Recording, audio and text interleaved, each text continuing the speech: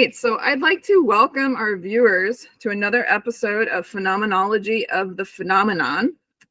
This is a series where we discuss the application of the philosophical method of phenomenology to the study of unidentified aerial or anomalous phenomena and close encounters. I am the host, Kimberly Engels, and I am very excited about my guest today. This is Michael Miley, who is a former journalist for UFO Magazine. Michael, thank you so much for being here today. Great.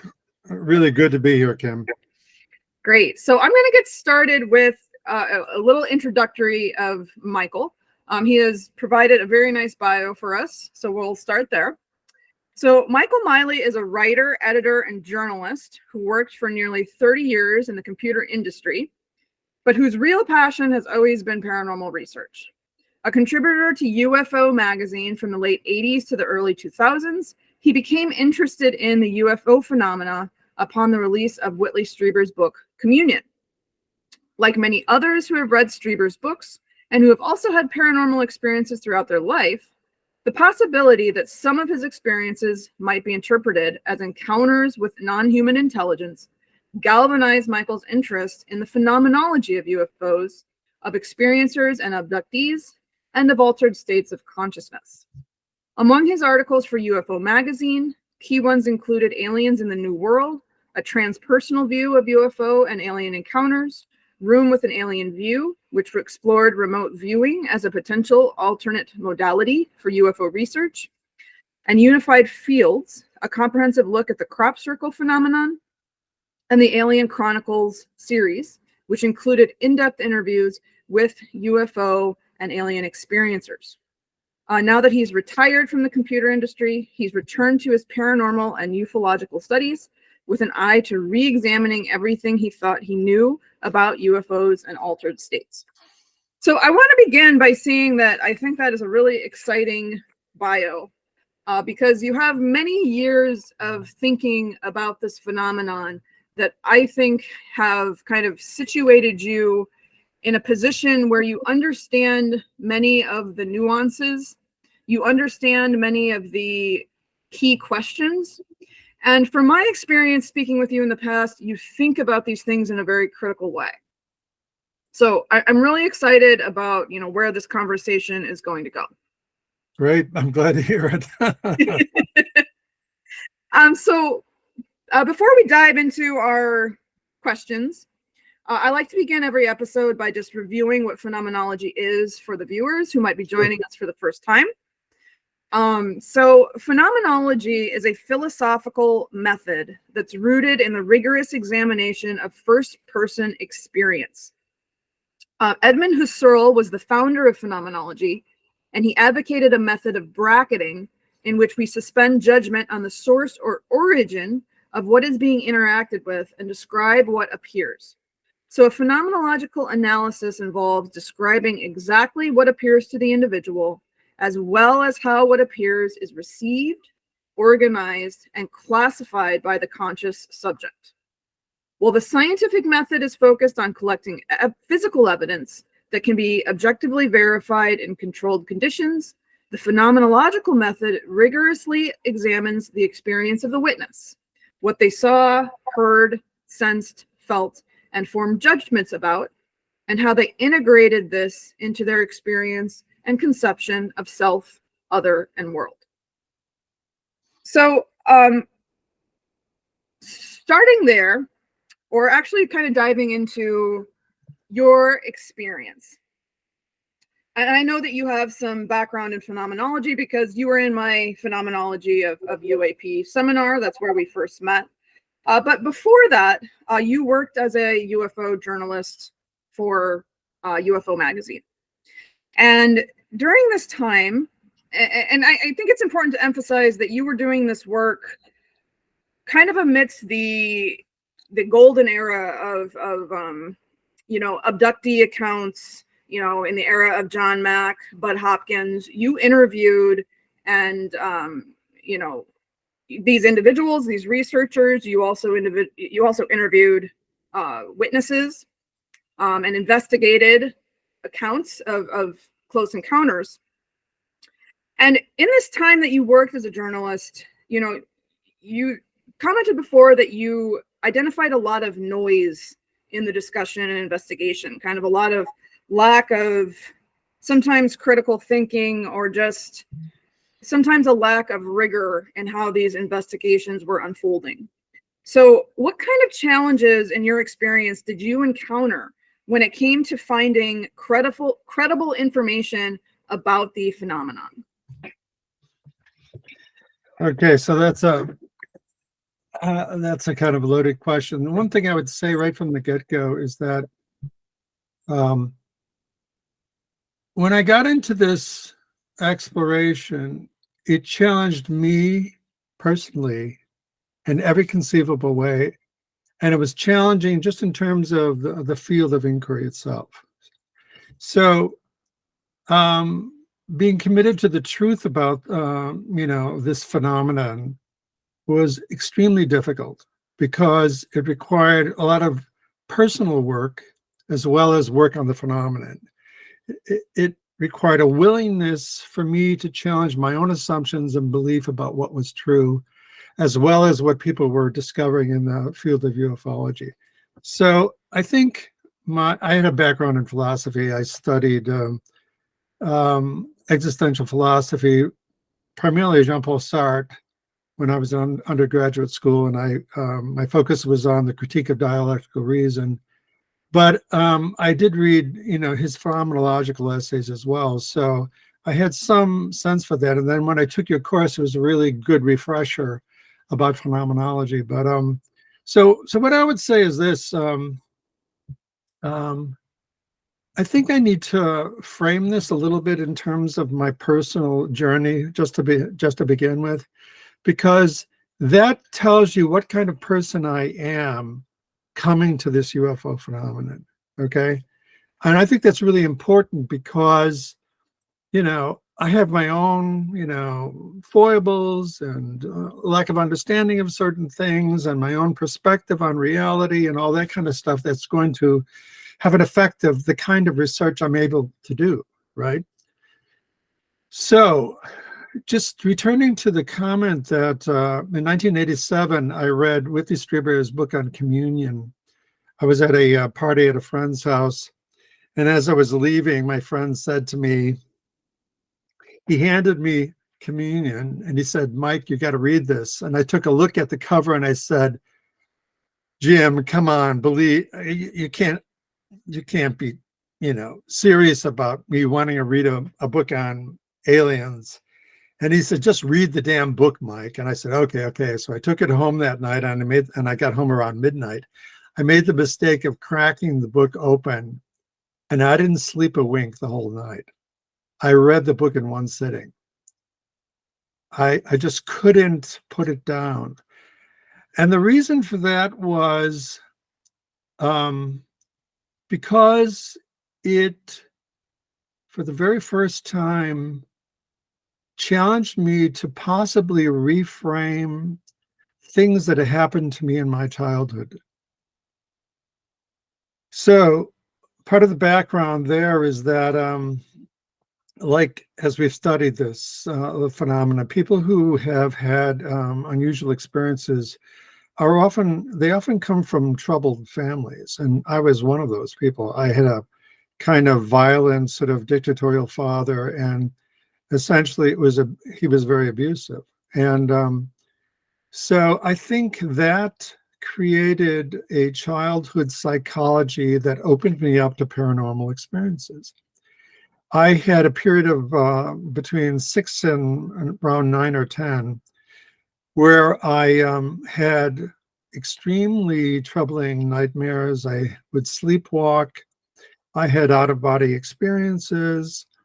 I had experiences where I felt as if I was being contacted by subtle intelligences. I used to have a terrific fear at night when I would go to sleep that I would remind my mother that she needed to close the closet door because the boogeyman would come from the closet, right? But I remember distinctly also, this is a 6 or 7-year-old, I had all my little stuffed animals, right? And I would put them around my bed at night because they were my little armada to protect me from the beings that were going to invade, my room.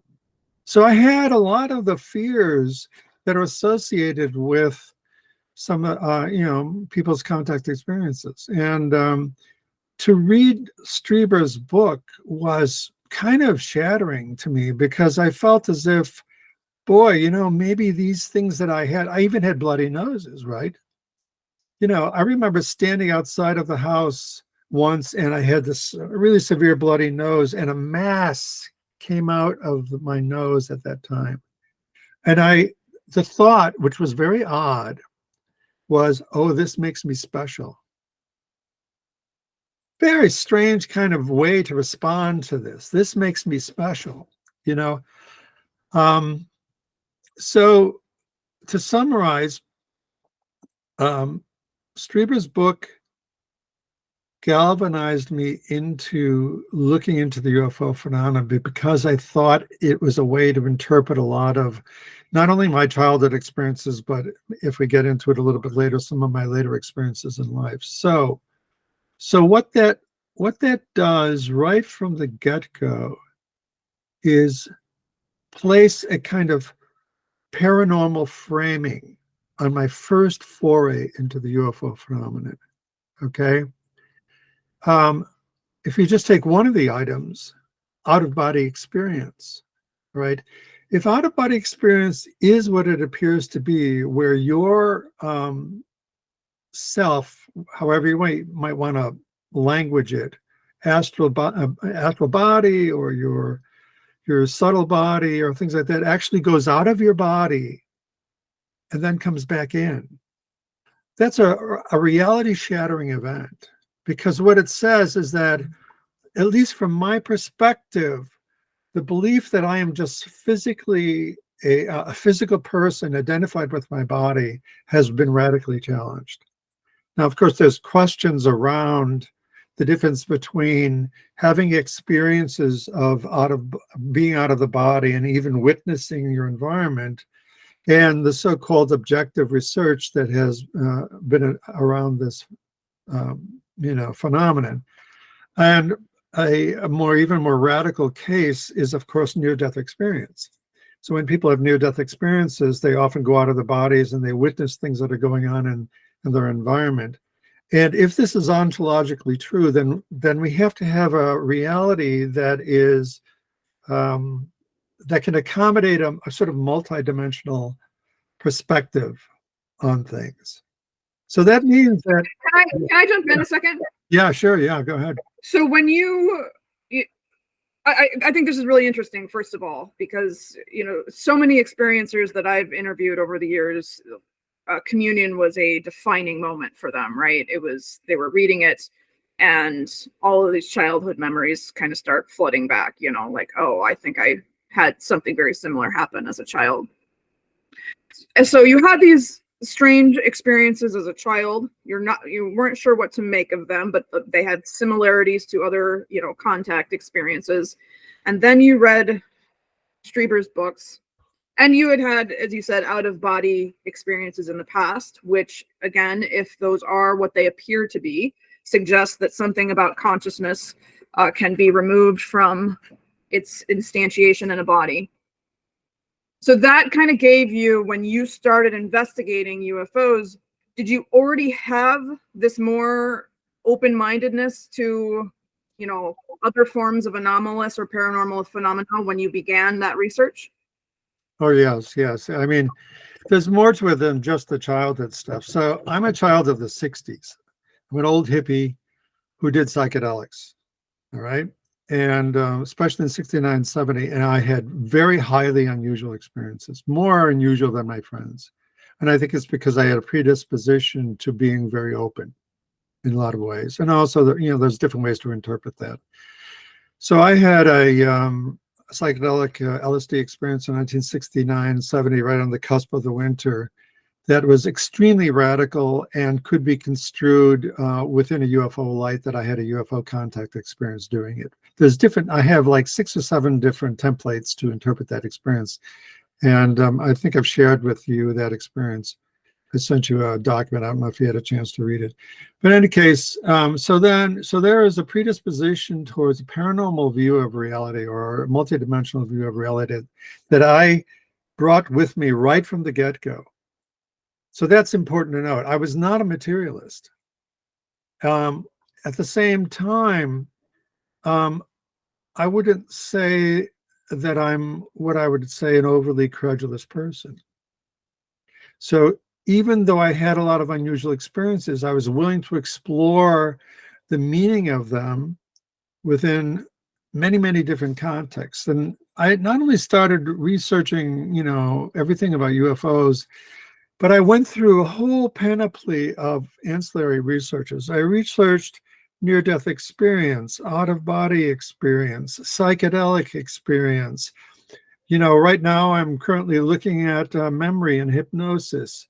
I went through a whole range of ancillary research to bring to bear upon my UFO studies.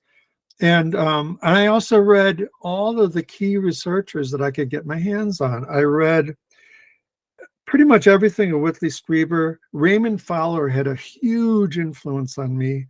I read John Mack. In fact, I knew John Mack personally. Okay. And whenever he would come to California, he and I would have discussions about it. I interviewed Whitley Strieber. I read David Jacobs. I read Bud Hopkins. The list goes on. I read as widely as I could in the ufological field. I should just summarize by saying that when I first encountered the ufological field, it was so complex and so full of noise and confusion that I decided to focus on contact experience. I wanted to cut to the chase to see what are people experiencing, getting beyond all the conspiracy theories and what the government knows and doesn't know. I want to hear what people who say they've had these encounters, what happened to them. And so that was my focus. But when I did that, I discovered that itself was a thicket. That itself was a thicket. And then now, in retrospect, as I come back to this field, I realize how many of these researchers utilized hypnotic regression to recover some of the data of their experiences. That doesn't negate the data. It makes it more complicated because a lot of these experiences remember a lot of things consciously without the use of hypnosis. But then the larger issue of the reliability of memory is also raised by these experiences. So I would say this in response to your question. What kind of challenges did I encounter when it came to finding credible information about the phenomenon? I found challenges at every step of the way, okay? And in fact, I might phrase the question somewhat differently to say, as I looked at any specific encounter case, what parts of that case were more credible than others? What parts of the research of that individual investigator were more reliable than others, and why? Okay? And if I use the example, because this was a really important example for me, Raymond Fowler's 6 books on Betty Andreasson Luca, or Betty Andreasson. Her case was very complex. And right from the get-go, they utilized hypnotic regression done by professional hypnotists in the course of the investigation. And she had many hypnotic regressions. So over the course of 6 books, Raymond Fowler examined a very highly unusual case of alien encounter and abduction.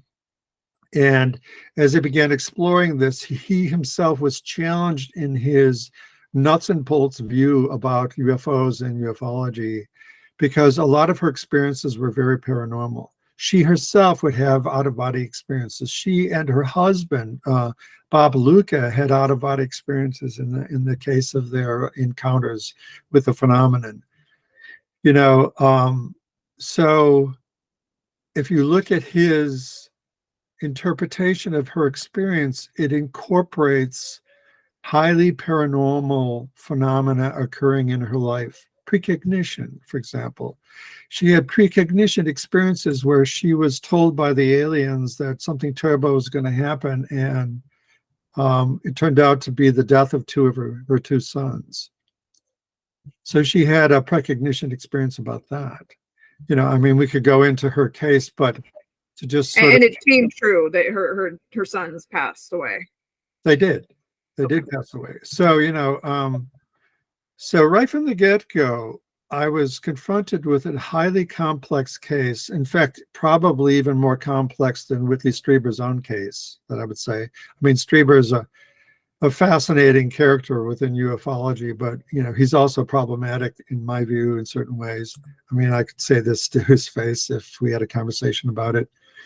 Simply because he's so creative. He's an incredibly creative individual. And that may be a plus in certain ways, but it's also a minus in terms of what you might call the forensic aspect of trying to cut to the chase and find out what's true and what's not true within this field. So I admire Whitley Strieber tremendously, just as I admired, you know, Raymond Fowler and John Mack. And of course, I admired Bud Hopkins and David Jacobs, but I found because I had approached this as a person who believed in a multidimensional reality, I found the materialism of Hopkins and Jacobs problematic.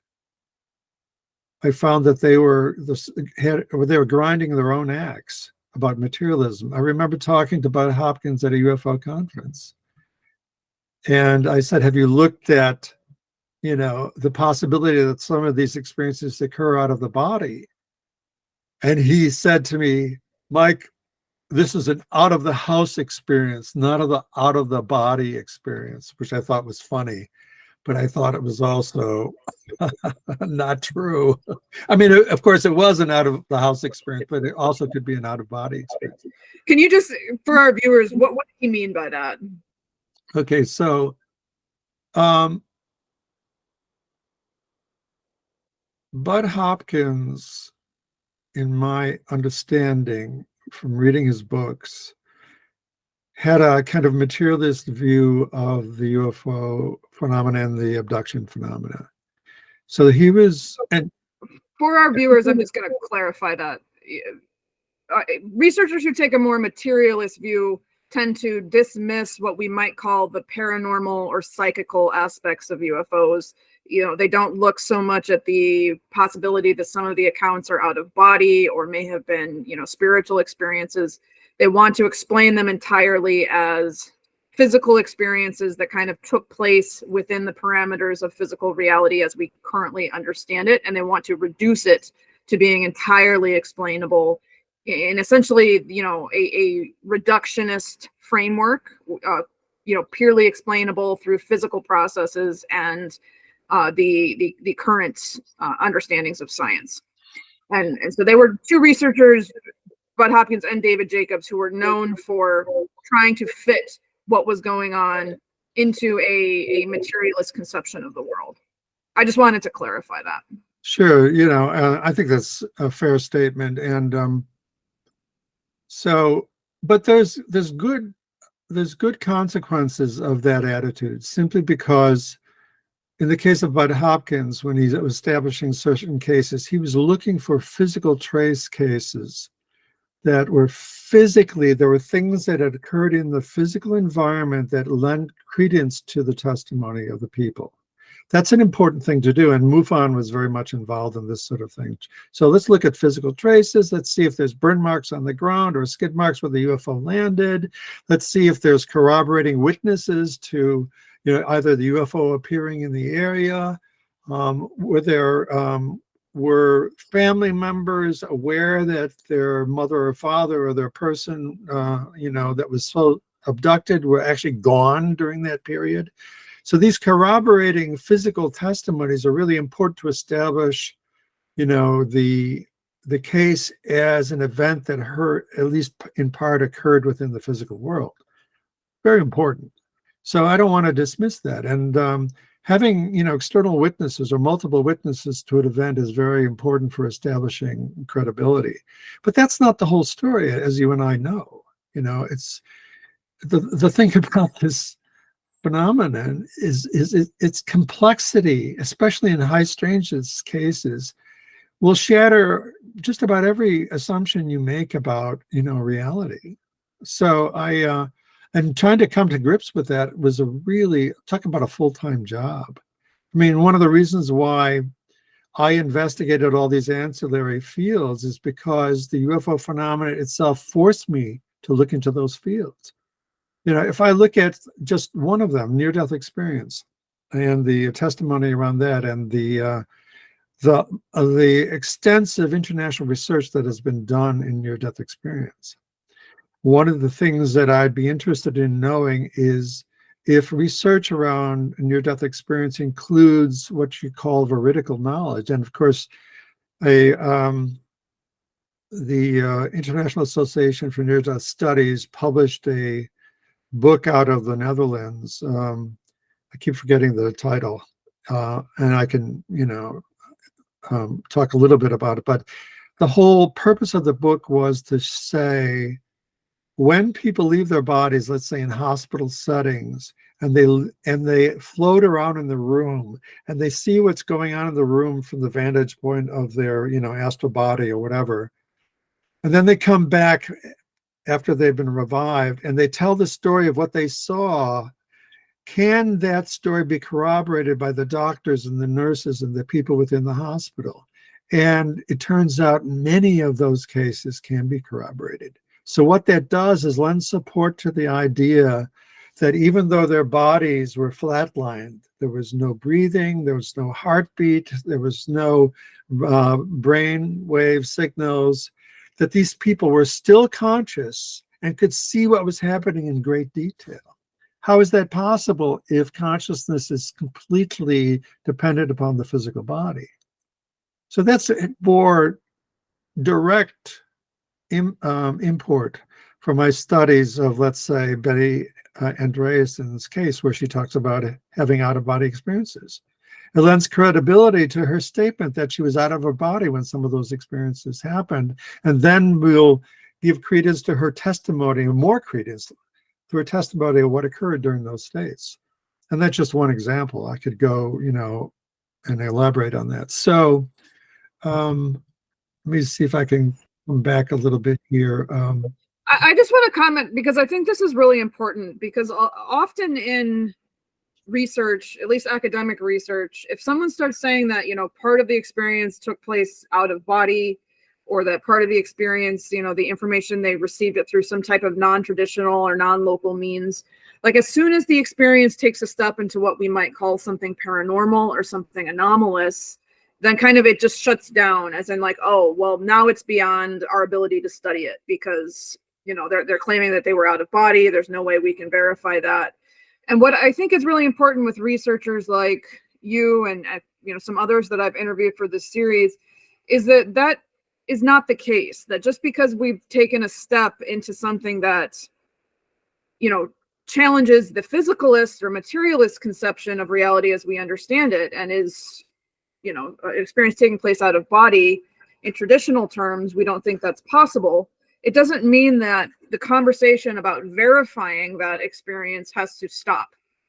And in fact, a lot of very important near-death research has been done, on individuals who are able to report things happening out of body, and then what they report can afterwards at times be verified as true, and that actually lends credibility to their experience, rather than just saying, okay, once an experience becomes paranormal, or once an experience becomes psychical, or starts taking on these aspects that don't fit in with physicalism, then it just becomes then our critical thinking stops, and it just becomes a paranormal experience, and that's it.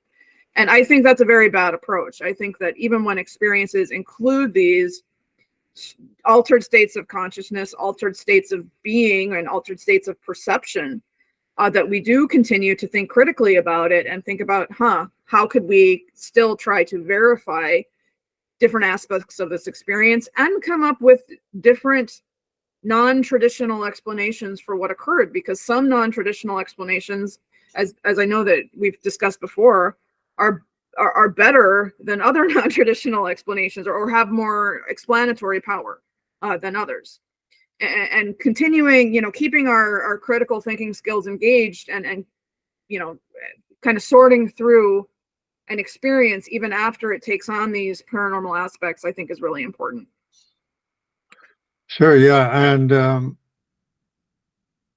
if you just take near-death experience, it's been an international study of people, academics and non-academics and medical doctors, for decades now.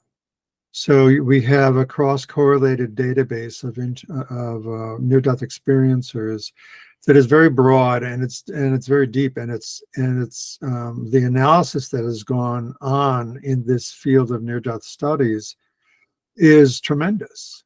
And like I say, it includes veridical data of what people can report when they're out of their bodies. So that lends support to the idea that it's not just some sort of hallucination.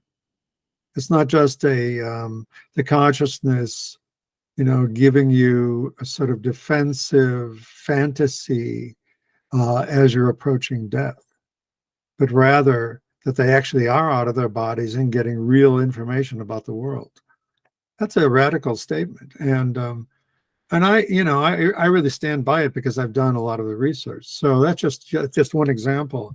I mean, I'll just mention it just casually, and we can go back to it if you want to. One of the things I did is I researched remote viewing as an alternative modality for examining the UFO phenomenon. And I discovered that there was a tremendous amount of scientific research that went around studying remote viewing, studying how to enhance its capabilities in people that had a natural ability for it, or to create it when it was latent in other people. And a tremendous amount of painstaking scientific research has gone into that. And the discovery, of course, is that remote viewing for certain kinds of people can give you real data about the world. I mean, most people don't realize that. Here are these guys and these women doing remote viewing and discovering things about places, people, and events happening at the other side of the world. And when they verify the data, it turns out to be real. I mean, that's kind of mind-blowing, So anyway, I researched that, and I did an in-depth study of the use of remote viewing and remote viewers who had in their remote viewing sessions viewed UFO events. That was a fascinating sideline, and we can get into that. So anyway, that's I'm just arguing for a much more flexible view of reality. And this doesn't mean that we aren't applying a phenomenological methodology to these. In fact, it's really important that we do that. And part of phenomenological methodology is an analytic process. After we've allowed the data to show itself the way it shows up in that person's experience, I loved what you did in your phenomenology course. So you would take an experience, and then you built your table, and you went systematically through all the components of it, the sensory components, the feeling components, the cognitive components, the thoughts and the judgments that the person was making, possibly even their beliefs about what they were experiencing. You could go through and parse all of those things carefully, using in a phenomenological methodology, and the end result that you would have a much more precise view of what occurred during that person's experience. Now, you would still have a post-phenomenological process whereby you would go through that data and try to make sense of it all. And you might, in the process of doing that, discover that the interpretive scheme that the person was using for making sense of their own experience wasn't really supported by what actually occurred in the experience. That would be a judgment that you might make as an analyst it's not that you're saying to that person your experience was false. It just may have been something other than what you thought it was. I'll give you just an example to make it concrete. One of the people I interviewed was a guy who said he was having alien visitations in his home. He would lock his sliding door at night, and in the morning he would wake up and it would be open. And his daughters were experiencing ghost-like figures in the house, which they were very scared of. And as I interviewed him, I discovered that his wife had died a few months earlier. And I said, so how do your daughters feel about that? And they're very upset. They miss their mom terribly. And one of the daughters was right at puberty, and the other daughter was, I think, 9 years old. And the thought occurred to me as I was listening to him describe this stuff that he was interpreting as alien encounters in his house, was that it was actually more like a poltergeist encounter. And so I said to him, and I said, is it possible that what you're experiencing is a poltergeist phenomenon that is being engendered by your daughters who are extremely upset at missing their mom? I said, have you considered that as a possibility? And he got really angry at me. He said, you're just sort of, reinterpreting, you're dismissing my experience. And I said, no, I'm not dismissing it. It's obvious that something really unusual is happening in your household. What I'm saying is that let's look at it carefully and decide, based upon what we can see about the phenomena, whether it's best interpreted as an alien encounter experience or as a poltergeist-like thing that is being sort of engendered by the emotional turmoil of your daughters. So that was the consideration, and in any sort of investigation like this, we utilize the phenomenological method, but we act as human beings when we talk to other human beings. We engage with them as sincerely as they are engaging with us. And it is a dialogue between two people exploring an unusual event, and we're coming up with hopefully a mutual understanding of what that event really, entailed. I mean, that would be the optimal result, where we both agree after this long exploration about what exactly is going on. But we don't have to. That person may still walk away and say, this was clearly, an alien event in my household. And I may say, I kind of think it was probably the poltergeist, but that's fine. We can disagree about this, but we've gone through an earnest phenomenological investigation of all of the content of the experience, both what showed up at a sensory level, how you thought about the experience, how you felt it in your emotional being, how your daughters respond to the circumstance. So you begin to see, that it can be very complex in sort of sorting through these experiences, right? Yeah, so let me sure. take a step back first of all, for the viewers. So Michael mentioned, the charts that we used in class. So I just wanted to expand on that a little bit. In the Phenomenology of UAP seminar that Michael was a part of, we would look at descriptions of close encounter experiences, and we would try to tease out phenomenologically the different categories of the way that the experience presented. So, what was given through sensory experience? What did the witness see? What did the witness hear? What did they feel? How did they describe the object that they saw, or sometimes the beings that they saw? And then how did they form the conclusions that they formed about them? What about the abnormal object that they saw in the sky led them to the conclusion that is not an airplane? What led to that judgment? Usually there are, we were looking at fairly credible cases, so usually there are things about the object. The clouds around it are parting in a weird way. It's hovering in a way that an airplane doesn't hover. Its movements are unnatural. It's shooting off at an impossible speed. Those kind of things lead people to the judgment that that is not a typical human-made object that they're interacting with. When it comes to entities and beings, it really becomes more complex. And I think that's a really interesting case that you brought up, the case of the, there was paranormal phenomena going on in this house. He was convinced that there were, as you described it, alien encounters happening. Because you gave him two possible non-traditional explanations. And I think that's really important, because it's going back to the point I made earlier. Sometimes it's either like the only thing they try to do is explain it away in purely traditional terms, be like, no, this is just your imagination. This is just the wind blowing things around your house. This is just, do you have a cat? Maybe it's just knocking things over.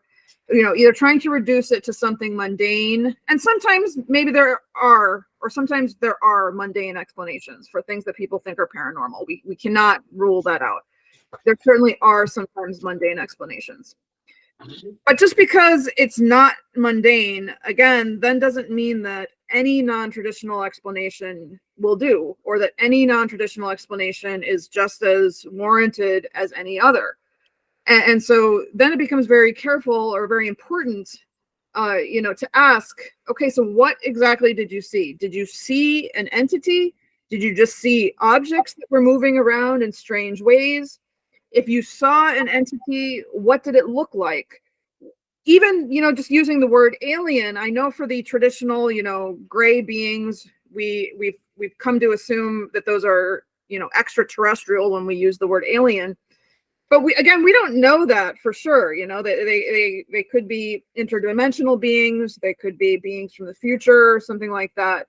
So, it's like, what did you see, and what led you to the conclusion that it was this particular thing that you think it is?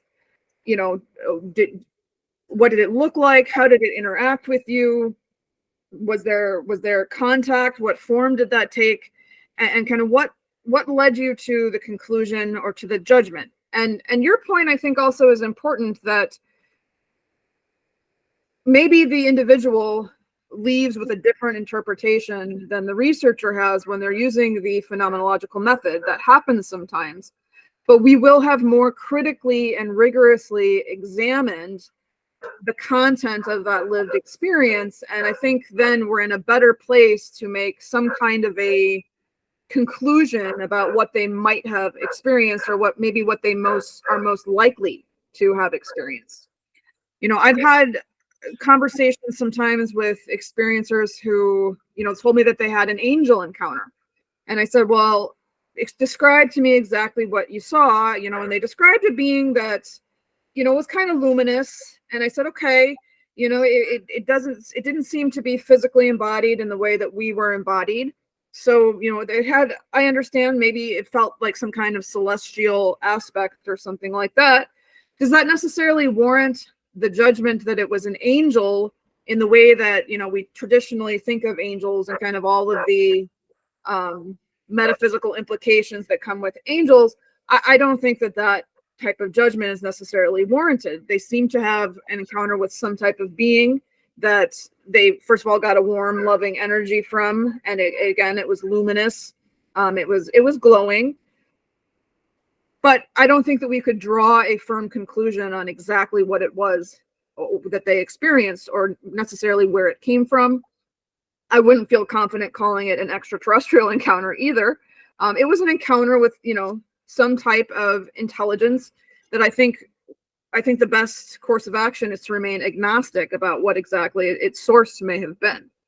And so taking a step back from some of this testimony and just being very precise, okay, what appeared? How did it appear? How did you interpret it? And then if the experiencer is open to it, if the individual is open to it, having kind of a dialogue about the different possibilities and what is most likely from that experience, I think can be really robust and meaningful. Yeah, absolutely. And, if you are engaged in a sincere dialogue with the experiencer, and all your cards are on the table, and, it's just a mutual effort, the experiencer should come away with a sense that here we are together, two human beings trying to make sense of this unusual experience. And both of us benefit from the exploration. If we come away with that, we know that we've done our job right, because the person comes away and said, now I see, I understand it a little bit better than I did before. That's a great outcome for the experiencer. And, it may take, a couple or even a half dozen explorations with that person, even more, to come to that sort of new realization about the experience. So that's, I think we have to treat every experiencer with the utmost respect, but we have to open up the possibilities for their experiencer and for ourselves to find out what's really going on. So, if we come at it with that attitude, I think the result is going to be the best for everyone involved. So, yeah, let's see. I'm looking at some of your questions here. I was going to bring up just a couple items here about this. So, as reductive critics tried to dismiss the kinds of experiences that people were having, they tried to reduce the phenomenon to other kinds of phenomenon. So I can give just one example, the phenomenon of sleep paralysis. So I'm going, right now I'm having a set of explorations with an experiencer right now, and he talks about having sleep paralysis on a number of occasions in his experiences. And as we go through, extremely carefully going through his experiences, several things show up. One, that he has something in his temperament or his physiology is causing these experiences.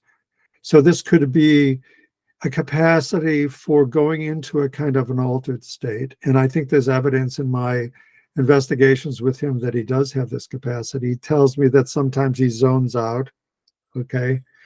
And that when he has sleep paralysis, when he wakes up in bed, he can't move.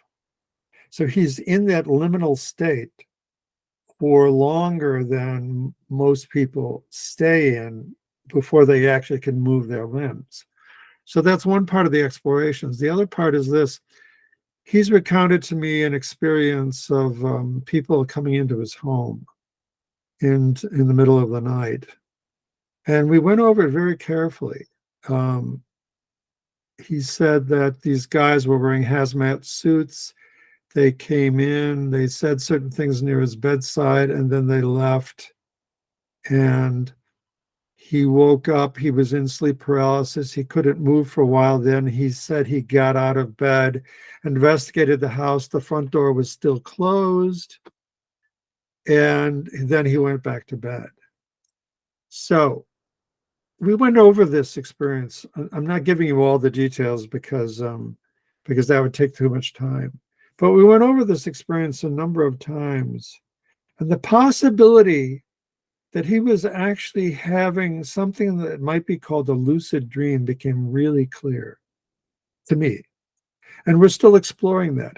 That this event of these guys coming into the house and then going out didn't really happen. It happened in a lucid state, in a kind of semi-lucid state, because I would ask them things like, okay, the guys that came close to your bed, when they left, did you hear their feet walking down the hallway to leave the house? No. Did you hear them open and shut the front door? No. He says, yeah, he says, that's interesting because my front door gets stuck and it's really noisy when you open it up. I said, so you didn't hear that? No. When you got up in the morning and you checked the door was locked. Yes. Okay. So here's this guy who had this really disturbing, very clear experience of people coming into his house. And yet when you really examine it, it's likely it did not occur in the physical world. That's how the phenomenological method can unearth a higher probability for interpreting it in a specific way. Okay. I think this is really fascinating, and I think it's really important because, you know, sometimes people are kind of tied to one interpretation of an experience, and you, in a very, you know, respectful, as you said, being respectful of what people are bringing to the table, and, you know, we're honoring their perspective, but by applying kind of some critical rigor and just applying phenomenology, you know, asking these simple questions that, you know, if it was a sensory experience, those things should have been there, you know, the footsteps in the hall, the opening and closing of the door. You know, you asked those questions, and it's becoming apparent that, you know, perhaps a lucid dream experience, you know, you're not saying, oh, he was just hallucinating, you know, he was having you know, some type of lucid dream, some type of conscious experience that was very real to him, but it was probably most likely that it didn't necessarily occur in physical reality, at least as we, you know, define and understand it. But there's other accounts that, you know, you talked about earlier, asking some of those important physical questions. You know, was that person physically missing? Did other people see a UFO in the area? You know, and asking those questions. I know many experiencers who do hear, you know, the feet, not necessarily of humans, but, you know, kind of the scurrying feet of the non-human intelligences, you know, coming into their room. You know, asking those kind of questions and parsing out and kind of identifying very carefully experiences that may have, you know, at least parts of them did take place in physical reality as we understand it. This method kind of allows us to make those educated guesses with at least some degree of reasoning behind them, right? Not just like, oh, this is just what I think it was, but when we walk back and we do a really rigorous examination, this is what's emerging as the most likely explanation for what appeared in your conscious experience. Of course, we could be wrong. Like, there's a whole lot about this that we don't know, but it's trying to help us make the most educated guess possible, or the most educated hypothesis, which I think is really important. Yeah. So Michael, you mentioned, and we've had some conversations, that one of your more recent research interests on this phenomena, and obviously your interests are broad and go back many years. You know, we can see from this conversation how much experience you have with this topic. But something that you've been interested in more recently is you mentioned that many of the, you know, Hopkins, even John Mack, David Jacobs, they employed the use of hypnotic regression. Raymond Fowler, you mentioned as well, because some abduction accounts involve gaps in memory, you know, a 2-hour period or 1-hour period where the individual doesn't remember what happened. They just remember that something strange or something seems off. And so they have this gap, and they undergo, you know, hypnotic regression to try to bring that memory, that suppressed memory, to the surface. And this type of hypnotic regression was used by a lot of abduction researchers. Now, there are some abduction accounts that are remembered with full recall without hypnosis. I want to emphasize that to the viewer. But there are also accounts that have been retrieved through the use of hypnosis. And as you've mentioned in the past, some of them are the most kind of rich and interesting accounts. There was at least some use of hypnotic regression. So I know that this is a really complex question. You know, how should hypnosis be used? How accurate is it? But as we examine testimony that's been uncovered via hypnosis, what do you think are the relevant questions that we need to be asking if we're going to be, you know, critically engaged and thinking rigorously about these types of encounters and this type of research? Yeah, this is a highly controversial area in contact and abduction research. So let me see if I can unpeel some of the things around it.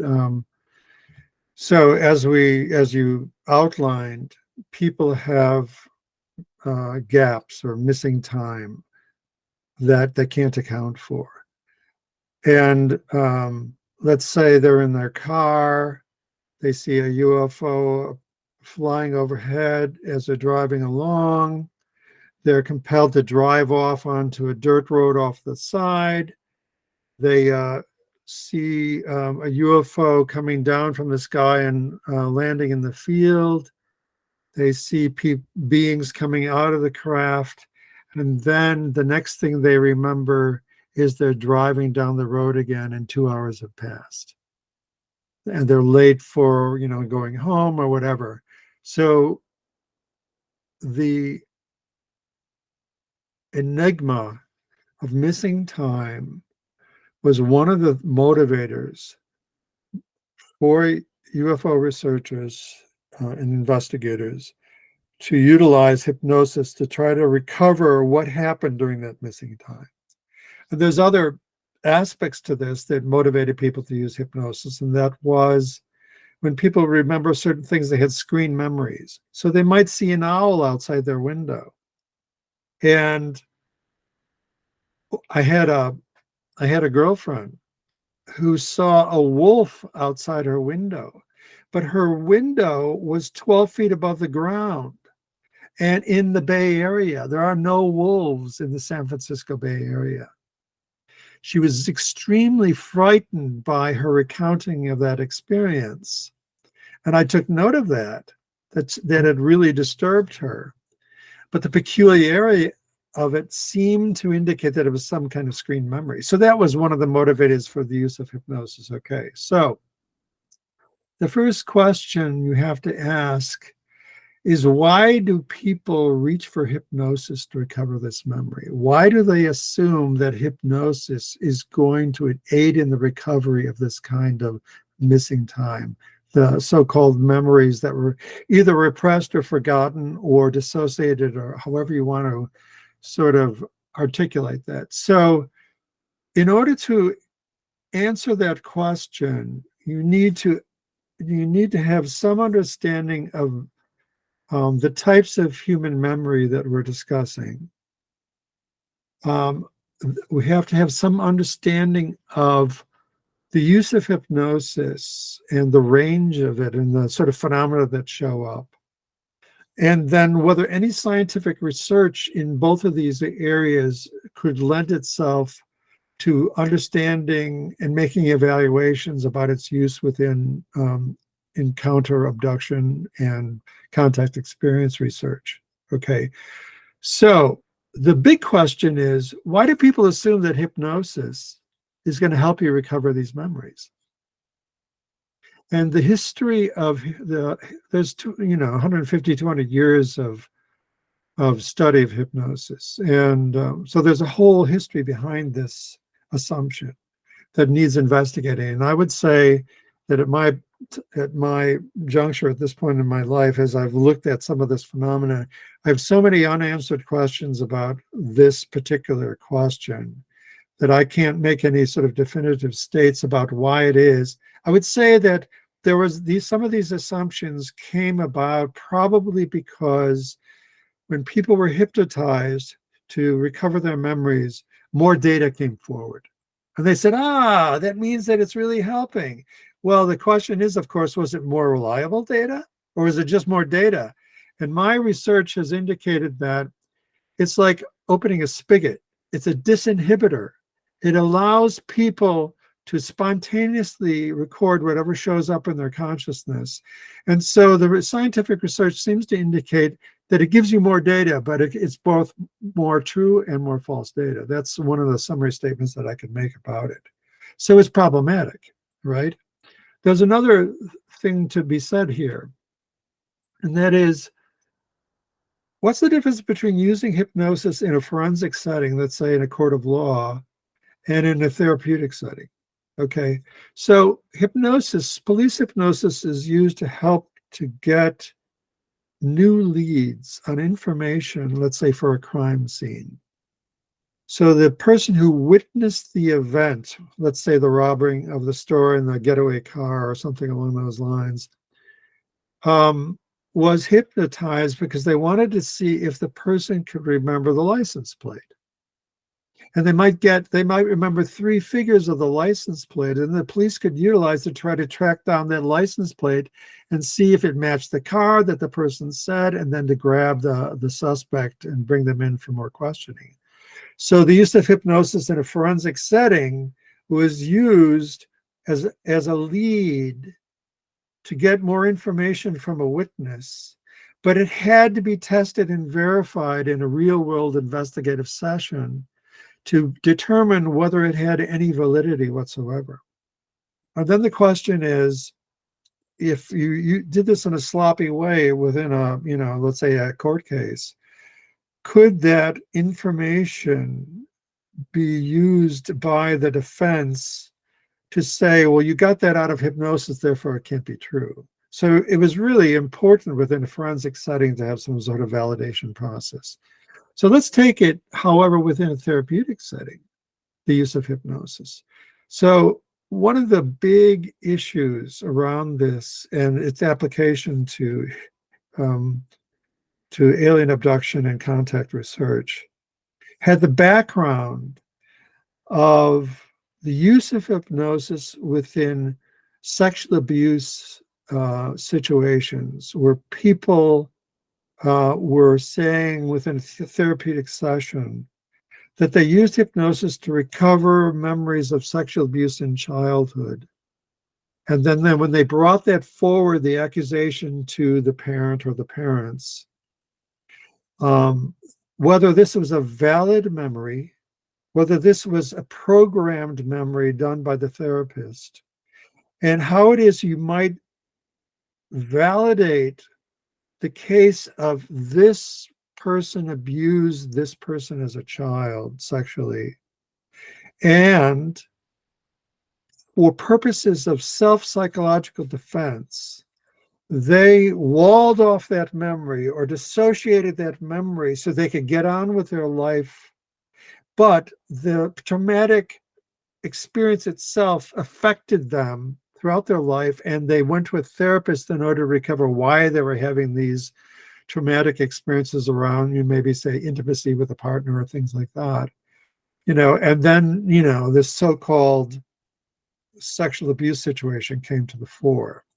Now, this is the backdrop to this. And the False Memory Syndrome Foundation was set up by Elizabeth Loftus, or she was one of the consultants, to defend people against these accusations that came out of therapeutic sessions. So it became a highly charged political situation.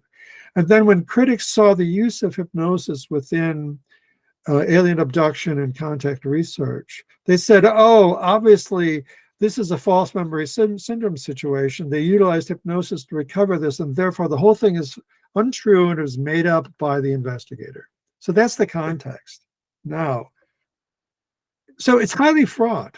And if you want to ask the question, well, can hypnosis, hypnotic regression, give real data about a situation where a abductee had missing time? What is the answer to that question? Is this valid data, or is this something made up because of the motivated desire to try to recover what happened in that missing time? And the answer is not black and white. We'd love to be able to say definitively that it's one or the other, but the truth of the matter is that it's not black and white because of first off, the nature of the whole context of the experience and what we do know about using the use of hypnotic regression to recover memories. Okay, so you've got this whole thing about memory, how we remember and how we recover memories. You got this whole added thing of this use of this specialized sort of technique for putting people, what I would say, into an altered state. You're applying this to a situation that is highly charged, whether it's, sexual abuse in childhood or whether it's alien abduction sometime, in a recent past or things like that. And then you're asking the question, gee, This person can't remember. Is this going to be fetched out accurately from this kind of missing time event? And then you have to ask the question, well, did the aliens repress that memory for that person? Did the person dissociate that memory because it was so traumatic that they had to push it off from, conscious memory because otherwise they couldn't get on with their life? All kinds of questions here. And so you could ask the question, can people dissociate memories and push them out of conscious awareness? And I think the answer is yes, they can. I think dissociation is a real event. And I would add this. Charles Tart years ago talked about what he called state-specific memory. State-specific memory is a fascinating concept. And I'll give you an example from my own life. In the 90s, I was living in the Haight-Ashbury, and I was interested in hypnosis because I had already started investigating this whole UFO and abduction and contact phenomenon. So I saw a sign for a self-hypnosis class being taught in the Haight-Ashbury by this person. So I went to the class, and there was about a dozen people there. And we learned self-induction induction techniques for bringing on a state of self-hypnosis. This is my first exploration into hypnosis. And so I was doing the countdown techniques, and I reasoned that, okay, let's theorize that what's happening in a state of hypnosis is that I'm going from a beta state down to probably an alpha or a theta state, and maybe even down to a delta state. My brain waves normally in conscious awareness are higher in frequency. And then when you get into these lower states, they broaden and they stretch out, so to speak. They're longer waves. And the person gets more relaxed, okay? And all kinds of other things can happen in that special state. So I was practicing this one night. I reasoned that if I woke up at 2 o'clock in the morning and applied these induction techniques, that I would be more readily able to get to possibly a theta state, brainwave state. So I'm doing the countdown, and I get to now, and I can feel the brain waves lengthening out, and I'm really kind of quite peaceful. And then all of a sudden, all these memories floated back from my childhood when I had out-of-body experiences. I hadn't thought about them for years, decades. And I remembered absolutely vividly, as if it just happened, 2 particular incidences that I had when I was around 6 or 7. One in which I woke up in the middle of the night out of my body. I'm standing in the living room. It's dark. It's probably 2 or 3 in the morning. And I feel myself as a photon field. I look down and I'm an energy field. And I think, wow, this is a really cool state. And I think, I wonder if I could look at my hands. And at that thought, my hands came up like energy mittens. They were these huge sort of self-organized photon fields because of the expectation of looking for hands. And I'm marveling at this state, and I'm thinking, this is really cool. I bet you I can walk through the door. Don't ask me why I even assumed that. So I looked over at the door. I went across the dining room floor, and I pressed myself up against the door, and I went right through the door. And as I went through the door, I could feel the structure of the atomic structure of the door pulling on my so-called astral body, like an interference pattern. I went through the door, floated down the steps, and did the same to the front door, and went out on the front porch. And that's all I can remember from the experience. I also had another out-of-body experience that came to me where I was sick at home. I didn't go to school that day. I was sleeping in a little room we had off of the dining room. And I woke up in this state. I was sort of sick. And I rolled over, as I thought, in bed. And what I did is I actually rolled out of my body and floated to the floor. I stood up and walked towards the door, which was closed.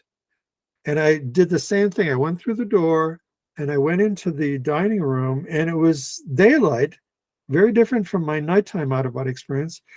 Sunny, I'm standing in the dining room and I'm clearly in an out-of-body state. So, conclusion. Hypnosis put me into a state-specific resonance with what had occurred in my childhood. And therefore, I was able to recover these memories, which had been blocked out of my memory for years. And when the memories came back, it was as if they happened yesterday. I didn't have a hypnotist. There was nobody external to myself giving me any suggestions whatsoever, except my own to say, I wanted to get myself into a relaxed state. So that was very valid information. Okay, that's the positive side. I also went to a hypnotist who is a new age hypnotist. She regressed me to 2 states. I won't go into all of the details, but in one of the regressions, I found that it was a kind of past life regression mixed with all of my sort of ufological investigations, where I was living in a place that looked like Mexico, and I was a mestizo, and I was having a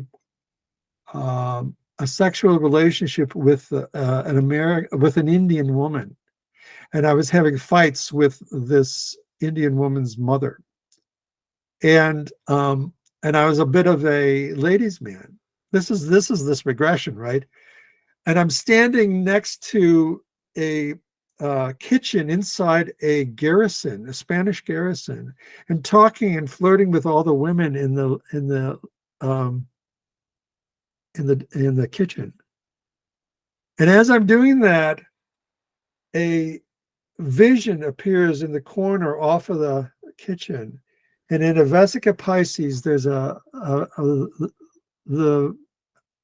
an image of something like Mother Mary, a holy image of a sacred woman who communicates to me telepathically that, okay, it's time for you to stop goofing around.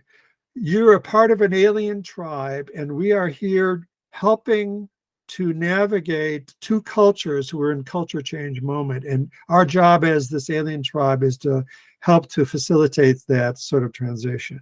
So what I want you to do is I want you to become a monk, not a priest, a monk, because I'm going to give you special sacred meditations to help facilitate the opening of your consciousness to, whatever, to do whatever to help me, facilitate this transition between the cultures. So this is the whole thing that occurred in this hypnosis. Very cool, but just replete with fantasy. I mean, maybe there was some truth to some of it, but my conclusion after I had the experience was that hypnotic induction opened me up to all of this fantasy, and between the suggestions she was giving, between the disinhibition of my critical faculties, I spun these really fascinating sort of things, partly built out of the texture of my life, the things that I had been reading, the New Age hypnotist's belief system, and this whole story, which is great fantasy fiction, came out. So there you have it. That's why it's not a black and white situation. And then you take the other situation. I just want to end on this note.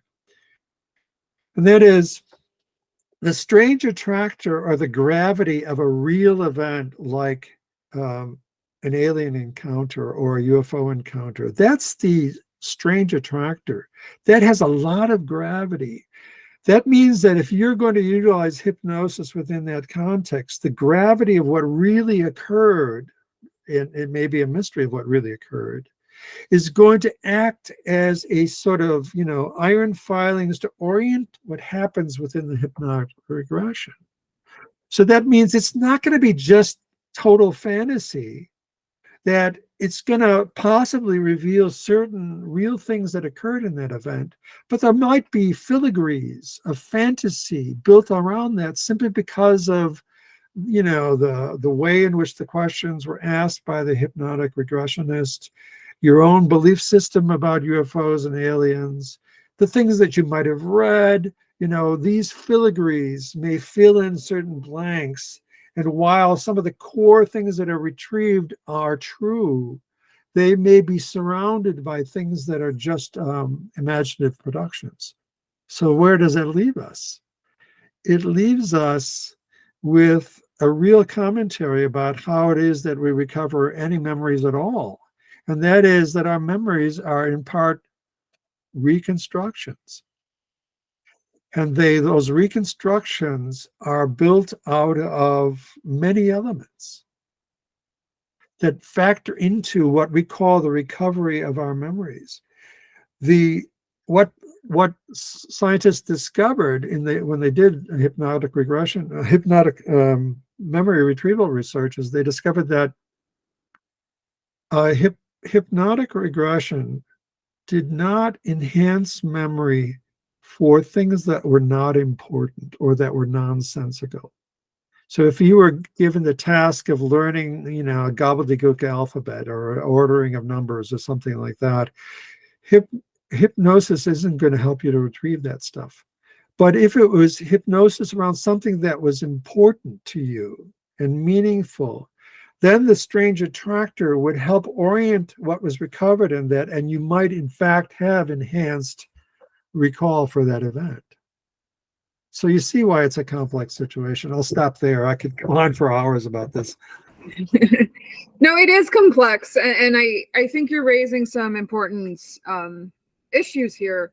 I've had experience with kind of new age hypnotists too. And some of the information that's produced in those types of sessions, it's just unverifiable. And it's, like you said, it's likely a blend of the individual's belief system, what they're hoping to gain out of the session. You set an intention for the session, but when you're going through it, it doesn't feel like you're making it up. It feels like it's just it's coming out naturally, but it's not anything that I would in any way, shape, or form say that this actually happened and try to, claim that it's verifiable information, because it's simply not.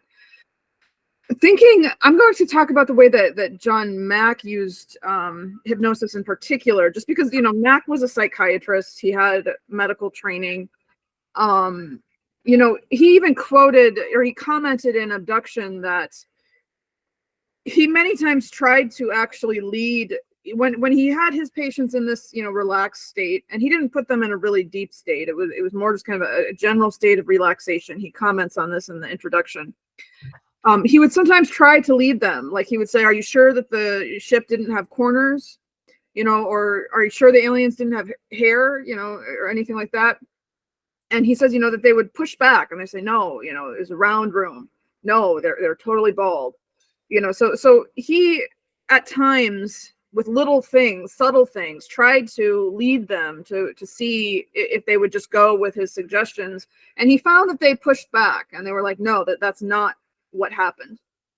Something else I think that's important is what, Kenneth Ring brought up, that the accounts of abduction that were uncovered in normal waking recall without hypnosis, and the accounts that were recalled with the use of some hypnosis, were remarkably similar in archetype and just in pattern and the things that they identified. And so that also, I think, lends some credibility to these accounts, at least in Mack's limited use of hypnosis. I don't think that we can just dismiss them. I think it's not black and white, like you said, but I also think there's reasons for even a critically thinking person, to be persuaded that there is some value to these accounts that some use of hypnosis was used. Yeah, I would say that it's a fair conclusion. I think that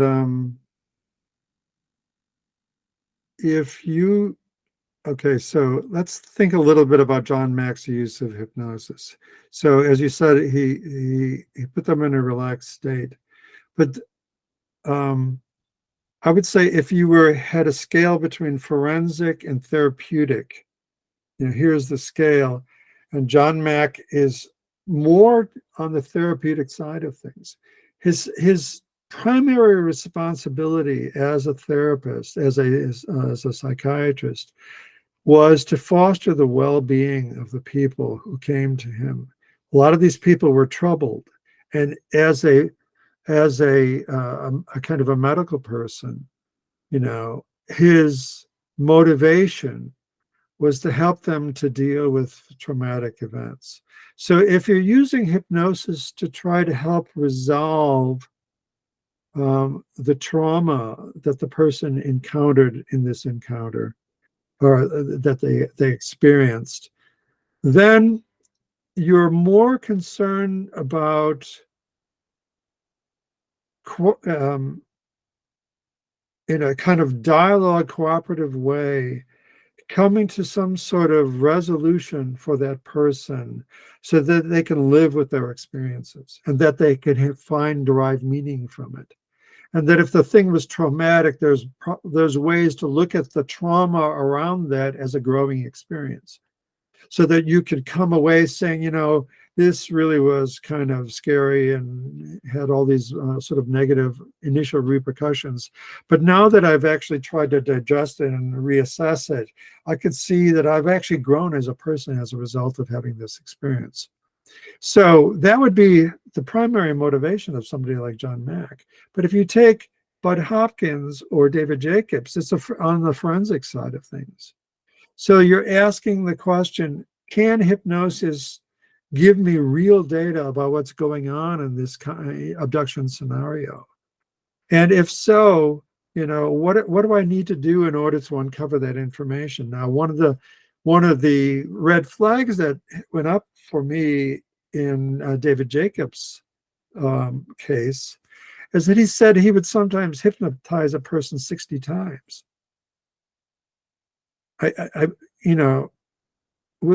Let's just bracket that and say that's what I remember, and I may be wrong about that, but 60 times?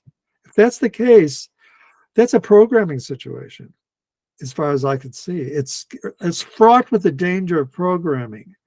When I looked at some of the transcripts, for example, of Bud Hopkins, and I said, did he ever lead his people when he was utilizing hypnosis? Yeah, I saw that he was leading them. I remember, looking at the transcripts that were put in the book it was a recounting of the MIT conference. I forget what year it had. And I looked at a transcript of one of Bud Hopkins' regressions, and I really saw that he was leading the person. So that's a fraught situation. Okay. But I get back to the strange attractor situation, is that if something real occurred, there's going to be, first off, conscious recalled data that you can draw upon. And some people, when they recall their abduction or contact experiences, have never been regressed, and they've never forgotten what occurred to them. So that's part of the database. So you have that as somewhat of an anchor and a reference point when you deal with these abduction cases, to say, is this consistent with what we know consciously about, the reports that people have had conscious experiences?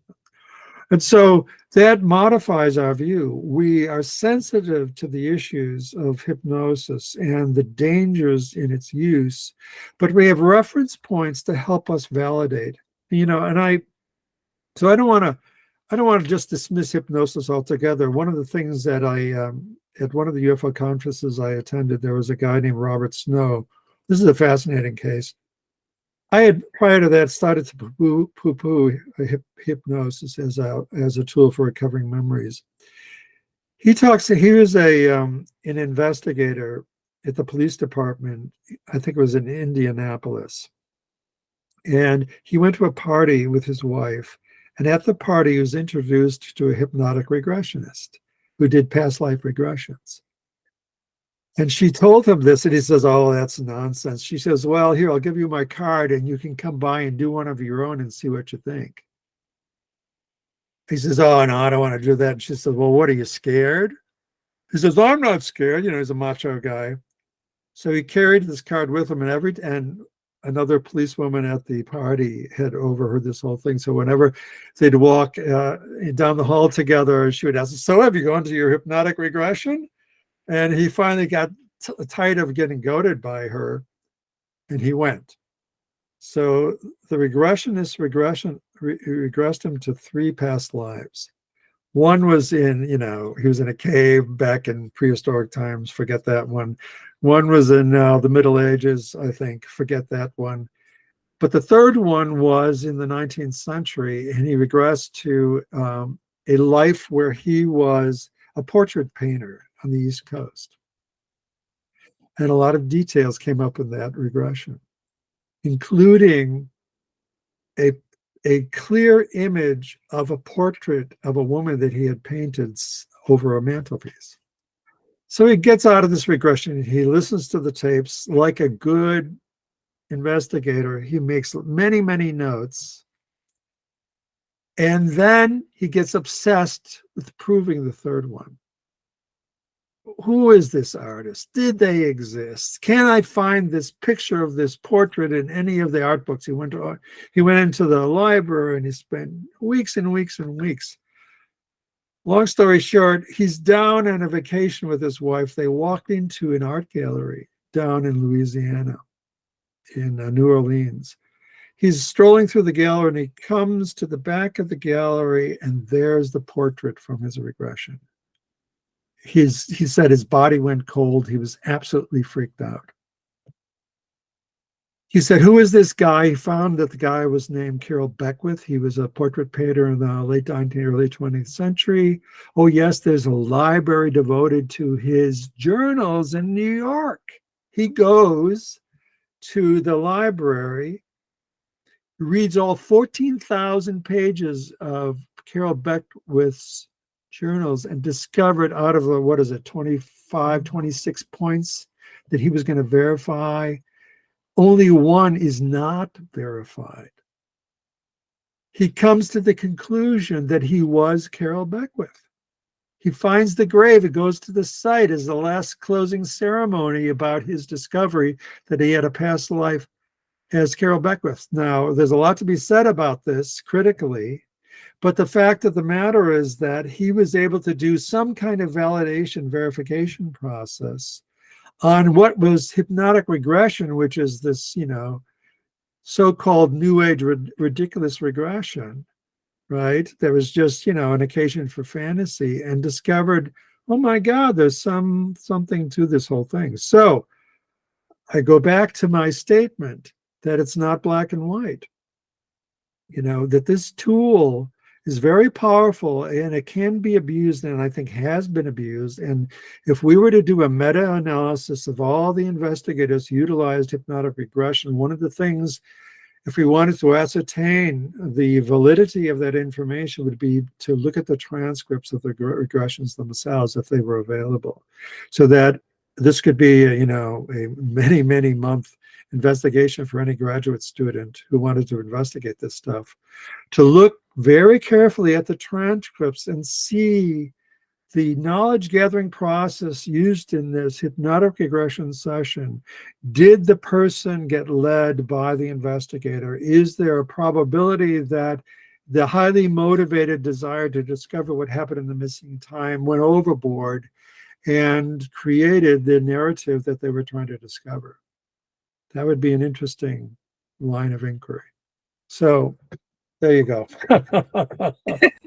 No, I agree. And that's a really interesting case too that you talked about. And, past life experiences, there's been some investigations of those as well. I think Jim Tucker and Ian Stevenson did some. That's fascinating. That's field research. Well, they did verification of individuals who, it was like children who had memories of past lives, and they were able to actually go and find information about these people. And these were like kids, so they had, and it was before the internet too, so it was like they had no way of gathering this information. So yeah, that's another one that, it seems out there, but it's also not something that there's no way to verify. There have been That's researchers correct. who actually, Yeah, they've got like 300 or 400 cases out of a database of 15 or 1,600 cases that have been validated. right. So There you go. it's another of those, paranormal, That's atypical, non-traditional experiences, but there have, been critical investigations and there have been processes of verification introduced, and veridical information that's come from memory of past lives. So That's fascinating. absolutely. Yeah. So, Michael, I really enjoyed this discussion. I know that, we could go on for hours. Are there any last thoughts you have, or just any, advice you would have to folks like me who are investigating this topic now, or just lingering thoughts that you'd like to leave with the audience? So I would say, I would put this as an axiom. And the axiom is, what do we know and how do we know it? I mean, it's a philosophical axiom, or it's a mantra that I think we have. Or what do we think we know and how do we think we know it? So as we approach this UFO phenomenon, we look phenomenologically, and the phenomenological component is really important because it allows us to have a method for looking at the prima facie evidence that shows up in people's encounters. That's an important first thing to do, to get as precise a description of what happened in that human experience, both from the standpoint of what showed up and what the person who experienced it actually gave to the experience in terms of their evaluation, their predispositions. If it shows up that this person has a capacity for altered states of consciousness, we want to know that. If they have a habitual capacity for altered states of consciousness, that's an important thing. If they've had out-of-body experiences in other contexts, we want to know that. So we have the phenomenological matrix from which we can then back up, even take another step and widen our context. So the knowledge process and the verification process, or the validation or falsification process, is absolutely critical in UFO research. You have to ask yourself, what do we know or think we know, and how do we think we know it? What are the reasons we give? What is the methodology we use to discover the data that shows up? Like people who want to look at the physical side of things, look at the MUFON journals, the MUFON Investigators Manual, because it gives you a systematic way to approach. If you're looking for the physical verification of, let's say a UFO appeared and it landed, you want to do forensic analysis of the environment and things like that. Then what you're saying is that the physical part of our approach has a validation process for systematically gathering information on that level. And then the phenomenological method gives us a systematic way of reporting on and analyzing what is occurring in the actual encounter experience. And then the ancillary scientific and historical research that we do gives us a wider frame of reference for understanding what's possible in these experiences. And that might be near-death experience research. It might be altered state of conscious research. If the person had an encounter in a psychedelic experience, what do we know about psychedelics? What happens in psychedelics? Let's look at all the literature, that investigation that we've done around psychedelics and how it opens up people's consciousness, that sort of thing. So we have a clear idea of our knowledge gathering and verification and falsification process. And then we can come away with at least some sense that we've done the absolute best we can to understand, possibly what really happened in the experience. That would be my sort of wind-up statement. Thank you. I think that is very wise, and that is very good advice as we move forward and trying our very best to make sense of this extremely perplexing phenomenon and phenomena, this wide scope of anomalous happenings that we are encountering. So, Michael, again, thank you so much for joining me. And I also want to thank our viewers for sticking with us for this episode of a Phenomenology of the Phenomenon. Once again, this was Michael Miley, a former journalist for UFO Magazine. And thank you very much for this discussion, Michael. And Yeah, it was really great, Kim. I expect that we'll have more of these. All right. Excellent. All right. You take care. Have a great day. All right. All Take right. care. Yeah. Bye-bye.